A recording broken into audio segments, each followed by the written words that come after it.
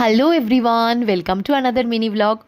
আজকে মেয়ে স্কুল থেকে বাড়ি ফেরার পর থেকে সে কি তুমুল বৃষ্টি। এদিকে আমার বর আজকে বালাসোর থেকে বাড়ি ফিরল। তো এই বৃষ্টি দেখে আমাদের তিনজনেরই ইচ্ছে করছিল লং ড্রাইভে যাওয়ার। তো যেমন ভাবা তেমন কাজ, তাড়াতাড়ি লাঞ্চ করে নিলাম। লাঞ্চ করে 20 থেকে 25 মিনিটস মতো একটু রেস্ট করে নিয়েছি, তাই এখন বেরোচ্ছি লং ড্রাইভে। যাবো কল্যাণী হাইওয়ের দিকে। লাস্ট টাইম যখন লং ড্রাইভে গেছিলাম তখন গেছিলাম কোলাঘাটের দিকে, তো আজকে আমার বর বললো চল আজকে কল্যাণী হাইওয়ের দিকে যাওয়া যাক। এদিকে বেরিয়েছি 2 মিনিটও হয়নি, আমাদের বাড়ির পাশেই একটা মিষ্টির দোকান আছে রসরাজ, সেখানে ঠিক বিকেল 5টার সময় গরম গরম রসগোল্লা তৈরি হয়। তো আমার বর বললো চল গরম রসগোল্লা খাবি, আমি সঙ্গে সঙ্গে রাজি হয়ে গেলাম। তোমরা কারা কারা গরম রসগোল্লা খেতে ভালোবাসো আমাকে কিন্তু কমেন্ট সেকশনে জানাতে ভুলো না। তো খেয়ে নিলাম গরম রসগোল্লা, এত নরম তুলতুলে। আমরা বিয়ের আগে যখন ডেটিং ফেজে ছিলাম এভরি উইকেন্ডসে আমরা গরম রসগোল্লা খেতে যেতাম মিষ্টির দোকানে।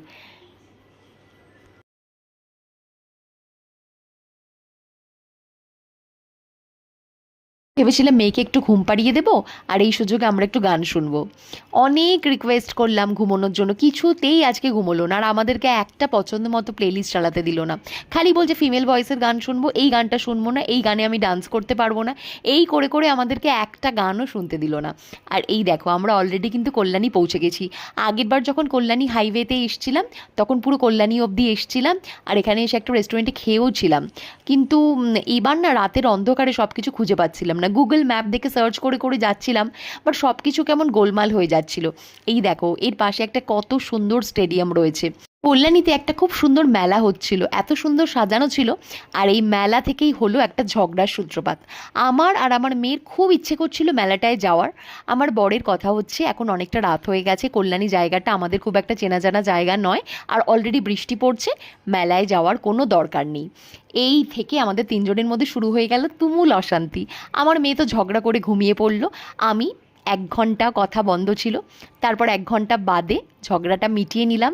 আর ঝগড়ার পানিশমেন্ট হিসেবে দিলাম যে আমার এখন শর্মা টি থেকে ক্লাব কচুরি খেতে ইচ্ছা করছে, তো আমাকে এখন সল্টলেক নিয়ে যেতে হবে। আমার বর বাধ্য হয়ে বেচারা এখন কল্যাণী থেকে গাড়ি চালিয়ে গেল সল্টলেক সেক্টর 1-এ যে শর্মা টিটা রয়েছে সেখানে। এই শর্মা টির ক্লাব কচুরি আর জলেবি আর চা আমার ভীষণ ভীষণ ফেভারিট। তোমরা কারা কারা এই শর্মা টির ক্লাব কচুরি ট্রাই করেছো আমাকে কিন্তু জানাবে অবশ্যই। আমার বর এখন পস্তাচ্ছে, ভাবছে মেলায় নিয়ে গেলেই হতো, তাহলে আমাকে এতটা ড্রাইভ করে আবার সল্টলেকে আসতে হতো না। যাই হোক, আমার মেয়ে তো এগুলো কিছুই খাবে না। আর আমার মেয়েকে একটা ললিপপ কিনে দিয়েছিলাম। আর তোমরা যদি শর্মাটিতে আসো, এখানে পার্কিংয়ের অনেক জায়গা রয়েছে। আজকে বৃষ্টি বলে একটু ফাঁকা, নালে অন্যদিন প্রচণ্ড ভিড় থাকে, আমরা একটু দূরে পার্ক করি, বাট আজকে যেহেতু বৃষ্টি পড়ছিল তো শর্মাটির উল্টো দিকে গাড়ি পার্ক করে নিয়েছিলাম। তাহলে চলো